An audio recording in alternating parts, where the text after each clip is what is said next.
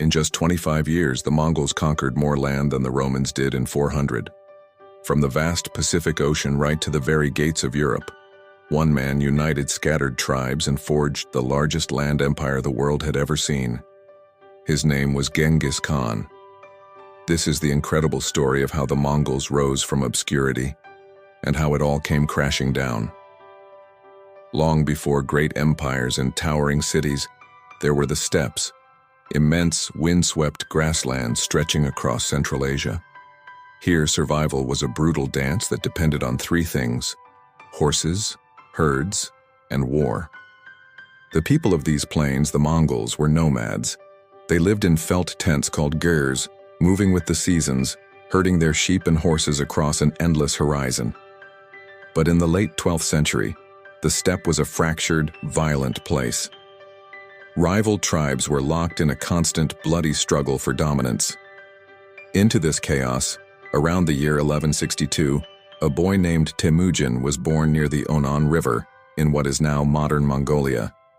He was born into hardship, and it found him early, when his father, a minor chieftain named Yesuge, was poisoned by enemies. Temujin's family was cast out, abandoned by their own clan. They became outcasts, forced to scavenge and hunt just to survive. But this young boy possessed something rare, something that couldn't be taken from him: an unyielding, unbreakable determination. He began the slow, dangerous work of uniting tribes using a mix of strategic alliances, sheer cunning, and undeniable courage. He rewarded loyalty fiercely, punished betrayal without hesitation, and never, ever forgot an insult. By 1206, after years of brutal warfare, the tribes of Mongolia gathered on the plains by the Onon River. There they proclaimed Temujin as their one true leader, giving him a new title: Genghis Khan, the universal ruler. That day marked the birth of the Mongol Empire. Genghis Khan understood that true power wasn't just about having the most warriors, it was about organization and absolute discipline. He took these nomadic horsemen and transformed them into the most efficient, terrifying military machine in history. Every man was part of a unit of 10, which formed a unit of 100, then 1,000, then 10,000, each led by a commander chosen for his skill, not his bloodline. This was a true meritocracy. A poor herder could rise to become a general if he proved his worth in battle. Their communication was revolutionary. Using a network of relay stations called the Yam, mounted couriers could carry orders across continents in a matter of days, a speed unheard of at the time. Their weapons were simple but deadly. The Mongol composite bow could pierce armor from 200 meters away, but their greatest weapon was the horse itself. Each warrior rode with multiple horses, allowing them to switch mounts mid-gallop, staying fresh while their enemies and their animals tired. The Mongols were mobile, unpredictable, and utterly ruthless. When an enemy city resisted, they often destroyed it completely. This wasn't just mindless cruelty, it was a calculated strategy. Fear became their most powerful ally, a psychological weapon that preceded their armies. In 1209, Genghis Khan turned his gaze south, towards the Western Xia Kingdom, and then the mighty Yuan Dynasty in northern China. The Mongols, once just horsemen, adapted. They learned siege warfare, employing captured engineers and Chinese defectors to build massive siege engines. By 1215, the Jin capital, Zhongdu, modern-day Beijing, had fallen. The city burned, and the slaughter was immense. Next, their sights were set on the Khwarazmian Empire, a vast Islamic state stretching across modern-day Iran, Turkmenistan, and Uzbekistan. The conflict began when a Mongol trade caravan was massacred by a local governor. Genghis sent envoys to demand justice. They were executed. It was an insult he would never forgive. From 1219 to 1221, the Mongols unleashed a storm of fury. Great centers of learning and culture like Bukhara, Samarkand, and Nishapur were annihilated. An eyewitness in Persia wrote a chilling summary. They came, they sapped, they burnt, they slew, and they departed. The Khwarazmian Empire simply ceased to exist. By the time the dust settled, Genghis Khan ruled an empire that stretched from the Yellow Sea to the Caspian. In 1227, during a final campaign against the defiant Western Xia, Genghis Khan died. The exact cause remains a mystery. Some say he fell from his horse. Others claim he succumbed to a sudden illness. He was buried in a secret, unmarked grave somewhere in the vastness of Mongolia, a tomb that has never been found. His empire was passed to his sons and grandsons, Ogedei, Chagatai, Tolui, and later, the famous Kublai and Hulagu. Genghis had built the foundation. Now his descendants would expand it to its farthest limits.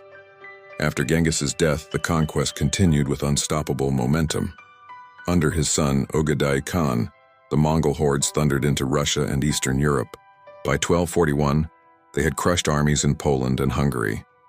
All of Europe stood on the brink of invasion. But just as they prepared to push further west, news arrived that Ogedei Khan had died. Mongol law required all royal princes to return to Mongolia to elect a new leader. And just like that, the European campaign was abandoned. Meanwhile, in Asia, Genghis's grandson, Kublai Khan, completed the conquest of China. In 1271, he declared himself emperor and established the Yuan Dynasty, ruling from a magnificent new capital, Khanbalik, which we now know as Beijing. For the first time in history, all of China was under foreign rule. In the Middle East, another grandson, Hulagu Khan, led his army to the heart of the Islamic world. In 1258, they captured Baghdad, the capital of the Abbasid Caliphate.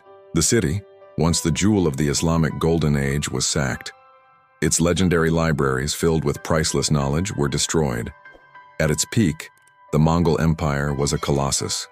It ruled from Korea to Syria, from the frozen plains of Siberia to the peaks of the Himalayas. It spanned over 33 million square kilometers, covering nearly a quarter of the Earth's entire landmass. But even at its height, the cracks were beginning to show. Under Mongol rule, known as the Pax Mongolica or Mongol Peace, something incredible happened. The Silk Road, once a patchwork of dangerous territories, was reopened under the protection of a single empire. Trade and communication flourished. Caravans could travel safely from China all the way to Europe. Merchants grew rich. Ideas, inventions, and unfortunately diseases all flowed freely along these revitalized routes.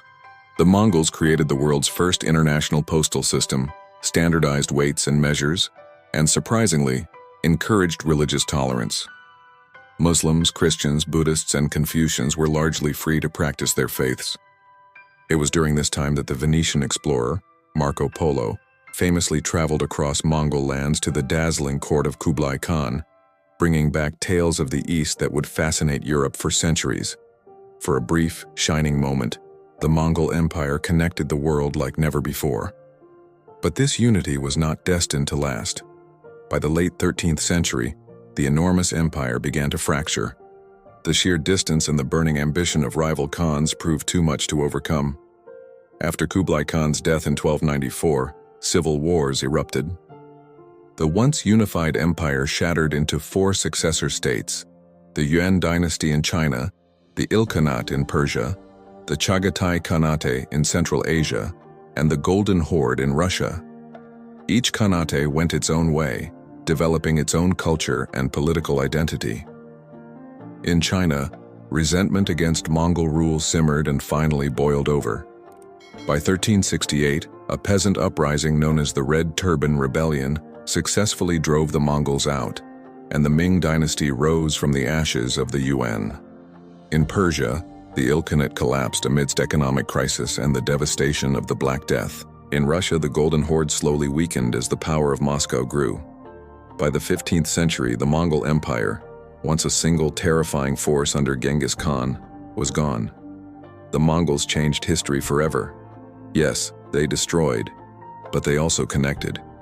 Their conquests redrew the maps of the world, toppled ancient dynasties, and reshaped entire continents. They spread technologies like paper money, gunpowder, and printing across Eurasia. Their wars brought unimaginable death, but they also sparked the rise of new empires that followed. From the czars of Russia to China's Ming emperors, every great power that came after them learned from Mongol tactics and administration. Though their empire vanished, their legacy endures. In our cultures, in our methods of warfare, and in the very trade routes that still link the modern world.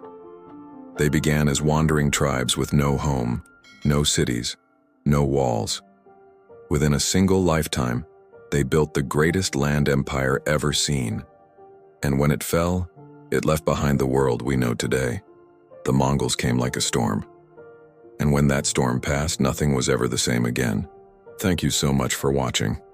If you found this story as fascinating as I do, please hit that like button and subscribe for more deep dives into history. See you in the next one.